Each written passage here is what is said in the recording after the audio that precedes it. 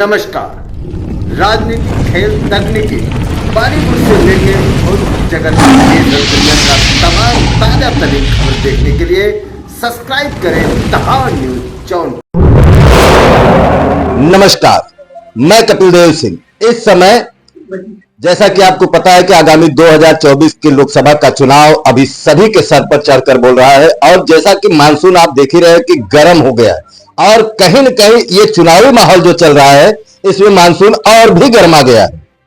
यहां पर सिर्फ एक ही चर्चा, अब की बार किसकी सरकार और क्यों। यहां पर ये चाय की दुकान है। क्या नाम है भैया आपके चाय की दुकान का नाम?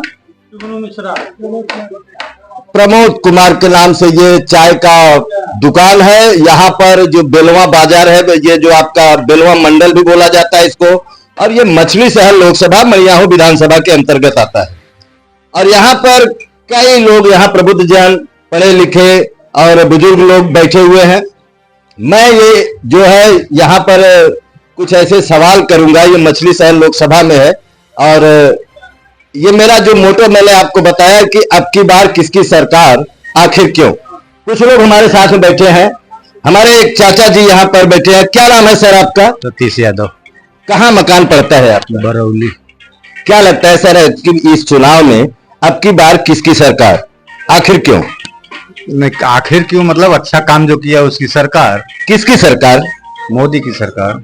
मोदी की सरकार क्यों सर? अभी तो इंडिया गठबंधन जो बोल रही है कि इस बार इंडिया गठबंधन बहुत ही ज्यादा वोट पा करके और सरकार वो बनाएगी, इस बार मोदी की सरकार नहीं बनेगी। ऐसा क्या है आपके दिमाग में? कह रहे हैं तो कहने दो ना। आपको क्यों लगता है सर? आपको क्यों लगता है? नहीं, क्यों कह रहे हैं कि कहने दो। और कौन बोलता है कि मैं नहीं बनाऊंगा? कौन कोई कहेगा कि मैं सरकार नहीं बनाऊंगा? जी जी, वो तो सब कहेंगे ना हम सरकार बनाऊंगा। कुछ ऐसे काम बताइए सर जिसके आप चाहते हैं कि फिर से मोदी की सरकार हो। काम ढेर हुआ है। हाईवे कोई एक काम बताइए सर। अरे हाईवे, दुनिया भर का हाईवे बन रहा है। अभी हाल में ही यहाँ पर वर्तमान जो सरकार है उनकी एक नारा है कि अब की बार 400 के पार। क्या लगता है आपको? 400 के पार होगा पक्का? पक्का। आप क्या कहेंगे सर? जी भाई, अब की बार 400 पार। क्यों? क्योंकि हमारे मोदी जी की नीति है सबका साथ सबका विकास, उसको ध्यान में रखते हुए हमारी सरकार किसी के साथ भेदभाव नहीं कर रही है। चाहे किसी भी जात का हो, किसी भी कौम का हो, किसी भी पार्टी का हो, सबको लाभ दिया जाता है। ये नहीं पूछा जाता आप किस पार्टी के हैं, मैं आपको लाभ दूं कि न दूं। इस सरकार में सबसे बड़ी खासियत यही है, सबका साथ सबका विकास। इसलिए फिर एक बार मोदी सरकार। सर यहाँ मछली शहर लोकसभा में आपके भाजपा के प्रत्याशी बीपी सरोज हैं और सपा के प्रत्याशी प्रिया सरोज हैं और बसपा के प्रत्याशी कृपा शंकर सरोज है। ये एक ही बिरादरी के क्या, जैसे वर्तमान सांसद है यहाँ पर बीपी सरोज, भाजपा ने उनको टिकट दिया, ये तो समझ में आता है। और अदर दोनों बड़ी पार्टियों ने इस बार सरोज को ही अपना कैंडिडेट बनाया है, इस पर क्या कहेंगे? देखिए, कास्ट से कोई मतलब नहीं है। हमारे मोदी योगी जो नीति है इसमें जाति पात कोई अब बात ही नहीं रह गया है। जो अच्छे करेंगे वो जीतेंगे। और रही बात हमारे बीपी सरोज जी, ये बहुत ही नेक, बहुत सरल व्यक्ति हैं। ये हमेशा सहज रूप से जब चाहेंगे आप इनसे मिल सकते हैं। और तो बहुत लोग यहाँ से जीत के चले जाएंगे, वो उनसे दर्शन नहीं होगा। जब कभी आप जाएंगे तो कोई उनका एक चमचा ही आपसे मिलेगा। लेकिन जब भी हम जाते हैं अपने सांझी से वो साथ मिलते हैं, चाय पानी सबको पिलाते हैं। लगभग हर उनके दरबार, जनता दरबार लगती है, 100-150 संख्या रहती है। जो 100-150 संख्या रहती है वो आपसे मछली शहर की नहीं रहती है। उसमें भदोही से आते हैं, जौनपुर जिले से आते हैं, जो कि हमारे जौनपुर जिले में हमारे सांसद नहीं है, तो मछली शहर हमारे सांसद हैं। मैंने देखा है वहाँ पे हर जात हर कौम के, मैंने बहुत देखा। वहाँ मुस्लिम वर्ग की महिलाएं बहुत आती हैं, तो सांसद जी उनका पूरा काम करते हैं। क्योंकि अक्सर वो किसी मर्ज से पीड़ित रहती हैं या किसी उनके परिवार में कोई भयंकर रोग रहता है, तो उनको जो है प्रधानमंत्री और योगी जी के जो धन दिया जाता है उनके इलाज के लिए, उनकी पूर्ण से मदद करते हैं। एक बार परिचय बता दे सर। जी, मैं संजीव गुप्ता। आते हैं सर आपके पास, फिर एक बार आते हैं। आप थोड़ा सा पीछे हो जाइए, जरा और लोगों का आना चाहिए। सर आप अपना परिचय बताएं। श्यामधर मिश्रा, गौरा ग्राम सभा है मेरा। कौन से लोकसभा में है सर आपका? मछली शहर। अभी एक भाई ने बताया कि सांसद जी जो यहाँ के सांसद जी हैं उनके यहाँ जाइए तो चाय पान कराते हैं, पानी पिलाते हैं, खाना खिलाते हैं। क्या चाय पानी से ही उनको वोट देंगे आपके, और भी कुछ वजह है? नहीं, चाय पानी तो कोई मुद्दा ही नहीं है। जिसके लिए वो सांसद बनाए गए हैं वो करें। हाँ, विकास जो एक मुद्दा होता है, जो कि गरीब, कुचले वर्ग, पिछड़े वर्ग हैं, उन सबको साथ में लेके चले, और काफी हद तक उन्होंने किया भी है।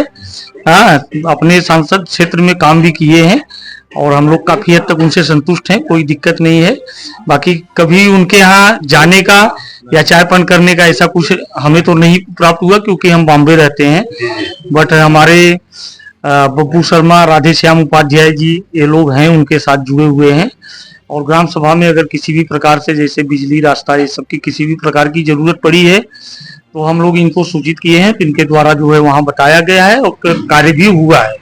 तो इस मुद्दे पर वोट दिया जाएगा। और चाय पान और ये सब जो है, ये तो एक सम्मान स्वाभिमान की बात है। जनप्रतिनिधि हैं तो करते भी रहेंगे, करते भी हैं। लेकिन जो विकास का मुद्दा है उसमें हमारे जानकारी में जहां तक है वो किए हैं, उस मुद्दे के ऊपर उनको वोट दिया जाएगा। अभी आपने सुना। अब मैं एक चाचा जी से बात करूंगा, आप थोड़ा सा और पीछे जाएं जिससे सारे लोग आएंगे। आप वहीं से एक जगह से ही करेंगे। सर, आप थोड़ा सा खड़े हो जाएंगे। क्या नाम है आपका? राम सागर चौहान गौरा।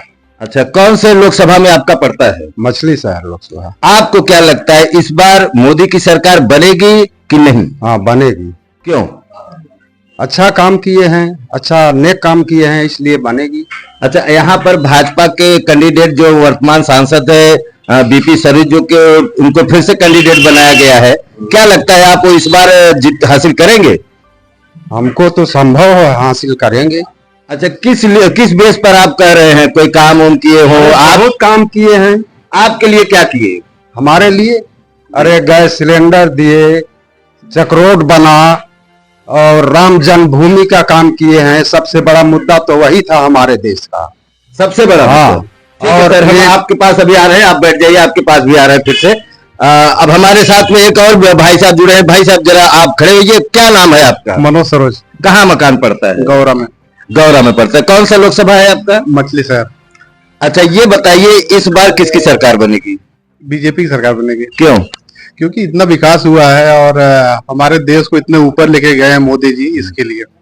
अच्छा, हम तो कहीं कहीं ये सुने हैं कि सांसद जी जो है सवर्णों के ऊपर ST SC का मुकदमा लगवा दिए हैं और इसीलिए इस बार उनको कोई चुनाव में वोट नहीं देगा। क्या आपको क्या लगता है, इस पर क्या कहेंगे कि ये सही है कि या कोई लोग अफवाह उड़ा रहे हैं? नहीं, ये सब अफवाह है सर। ये सब अफवाह है, ऐसा कुछ भी नहीं है। खाली लोग ऐसा, मतलब कि विपक्ष की पार्टी जो है ऐसा जो है ऐसा बोल रहे हैं कि मतलब कि उनका नाम खराब करने के लिए। अच्छा, कितने वोट से अंतर से जीतेंगे इस बार? कम से कम सर 80,000। 80,000 से। धन्यवाद सर। अब मैं चाचा एक जो देखिए, कहते हैं ना कि युवा के साथ अगर बुजुर्ग साथ में हो तो उनसे बात करने में भी बड़ा मजा आता है। ऐसे में हमारे एक चाचा जी यहाँ पर है। क्या नाम है सर आपका? इमय सिंह चौहान। कहाँ मकान पड़ता है? राम गौरा है। कौन सा लोकसभा है? मछली शहर। इस बार किसको चुनने वाले हैं आप? इस बार तो मोदी जी की 400 के पार जा रही है भाई। 400 के पार? हाँ। किस बेस पर कह रहे हैं सर 400 के पार जा रही है, जबकि विपक्ष कह रहा है कि पिछली बार जितनी सीट पाए थे उसमें से 200 माइनस कर देंगे, उतना ही सीट इस बार बीजेपी पाएगी। क्या कहेंगे आप? हाँ, एक सेकंड। अब ये भी आप मैं बात करता हूँ डॉक्टर साहब से। डॉक्टर साहब, आप बताएं, ये जो कह रहे हैं इस बार विपक्ष वाले ये कह रहे हैं कि जो पिछली बार सीट पाए थे भाजपा वाले उसमें से 200 माइनस कर देंगे, उतनी ही सीट भाजपा को मिलेगी। इस पर आप क्या कहेंगे? देखिए, ये चुनाव जो है, इस समय जो माहौल है, ऐसा लगता है कि तिबारा जो है बीजेपी सरकार की बनने जा रही है। बात रही यहाँ मछली शहर क्षेत्र की, विधानसभा क्षेत्र से जो जाति समीकरण है उसमें ये माने रखता है कि जो एक ही जात के 3 लोग बीच में आए हैं, बसपा से, सपा से और बीजेपी से, इससे ये लड़ाई बहुत दिलचस्प होगी और इसमें टक्कर जो हो कांटे की होगी। हमने व्यक्तिगत सांसद जी से मिला है, उनके अपनी समस्या के लेकर सांसद जी के बात व्यवहार से, सांसद जी के रहन सहन, सांसद जी के कार्यों से सांसद जी क्षेत्र में बराबर आते हैं और सबसे अपना सबकी बातों को सुनते हैं।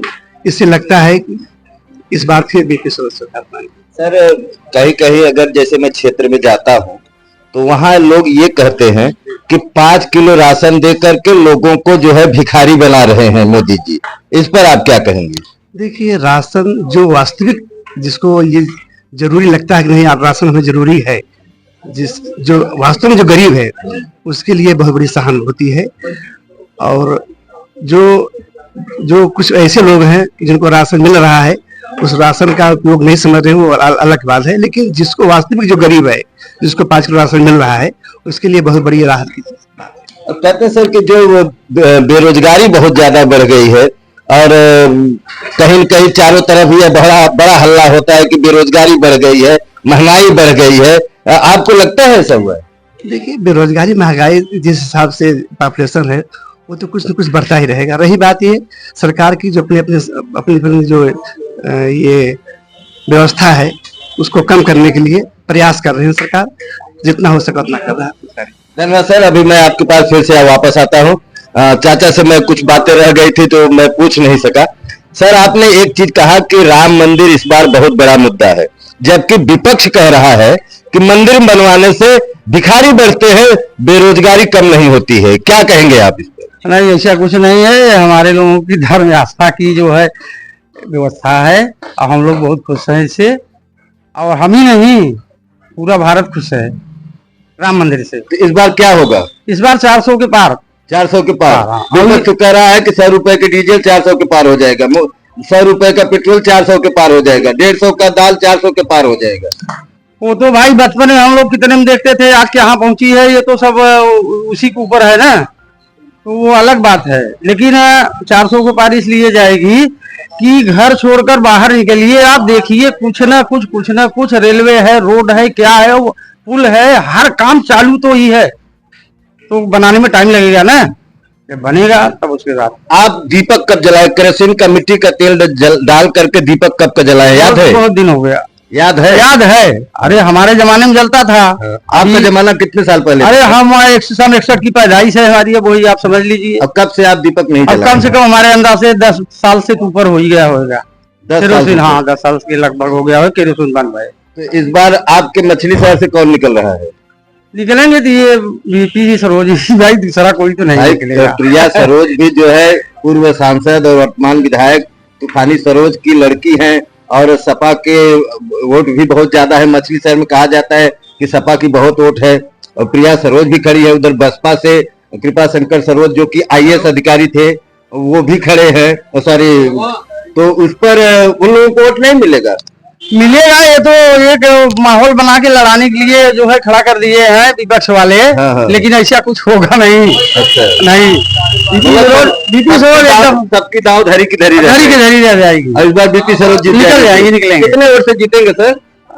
यहाँ तो कम से कम हमारे अंदाज से कितना भी कम तो 30-40 हजार से 30-40 हजार। हाँ 30-40 हजार। देखा आपने, हमने कुछ लोगों से बातचीत किया है और एक चाचा हमारे बहुत अंदर बैठे हैं और मैं उनके पास भी जाऊंगा, क्योंकि देखिए चुनावी चर्चा जो होती है सबकी होनी चाहिए, सभी लोगों की होनी चाहिए। ऐसा नहीं कि सिर्फ सवर्ण की बात हो, थोड़ा सा आप पीछे रहिए, थोड़ा सा पीछे रहिए, सभी जाति समुदाय की बात हो, सभी लोगों की बात हो।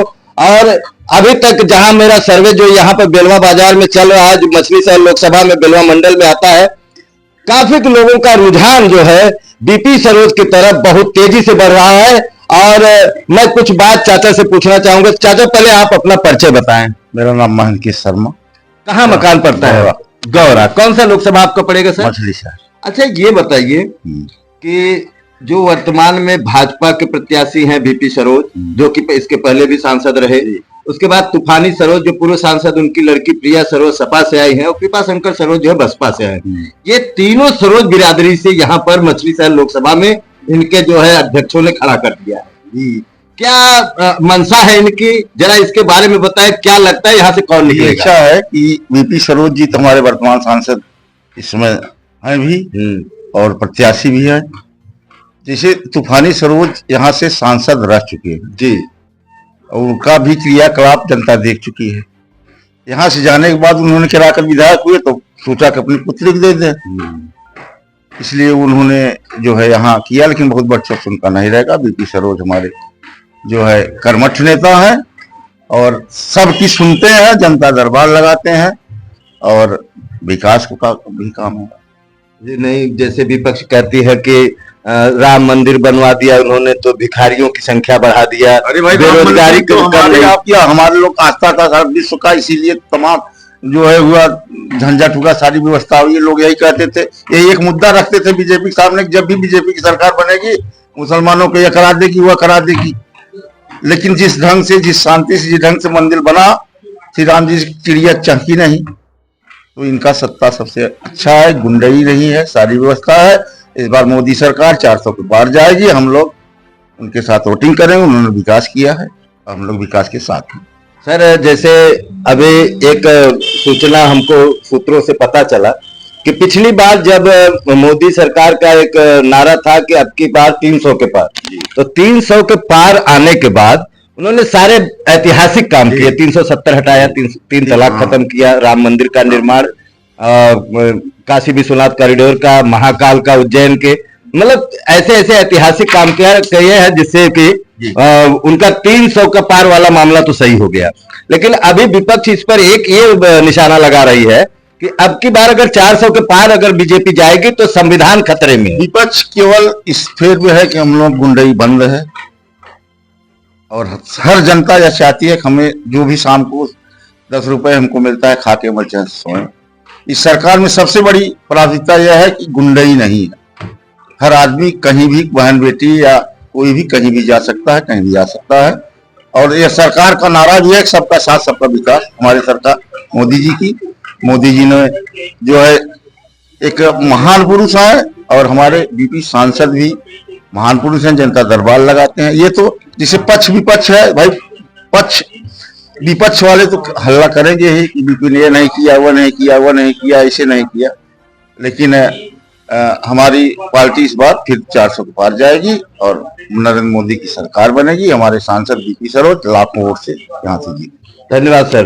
तो अभी आपने सुना, हम यहाँ पर सर्वे कर रहे हैं कि चुनावी चर्चा, और उसका मेन मोटो था कि अब की बार किसकी सरकार, आखिर क्यों, जिसमें तमाम लोग हैं, यादव बिरादरी के लोग, चौहान बिरादरी के लोग, ब्राह्मण हैं, और सारे लोगों से जब हमने पूछताछ किया तो उन्होंने कहा कि विपक्ष तो चिल्लाएगा ही, लेकिन फिर भी इस बार भारतीय जनता पार्टी 400 के पार जाएगी और पुनः तीसरी बार सरकार बनाएगी।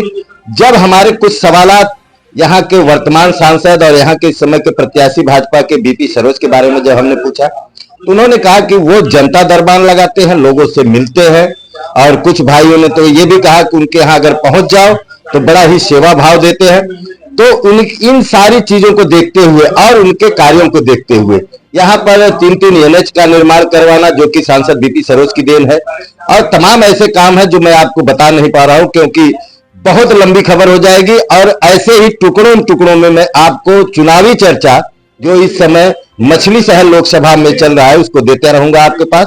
अगर आप हमारे चैनल को दहाड़ न्यूज जौनपुर, आप यूट्यूब पे जाएंगे तो दहाड़ न्यूज जौनपुर आप वहां पर लिखेंगे तो आपको मेरा चैनल आएगा, नीचे सब्सक्राइब बटन रहेगा, उसको सब्सक्राइब करिए और आइकन जो बेल है उस पर ऑल कर दीजिए, ताकि हमारी जो छोटी सी छोटी खबर है और बड़ी सी बड़ी खबर सबसे तेज और सबसे पहले आप तक पहुंचे।